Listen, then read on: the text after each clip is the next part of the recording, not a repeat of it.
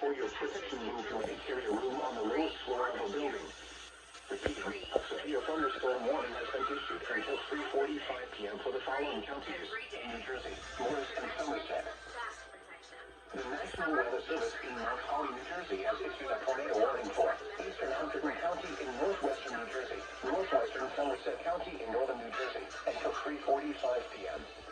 At 3:17 p.m., a severe thunderstorm capable of producing a tornado was located over Farmington, or 12 miles west of Somerville, moving northeast at 25 miles per hour.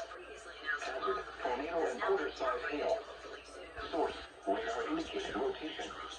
Impact, flying debris will be dangerous to those caught without shelter. Mobile homes will be damaged or destroyed. Damaged roofs, windows, and vehicles will occur. Tree damage is likely. Locations impacted include Somerville, Bridgewater, Flemington, Lebanon, Clover Hill, White House Station, and Raritan. This includes the following highways: Interstate 78 in New Jersey between mile markers 21 and 31.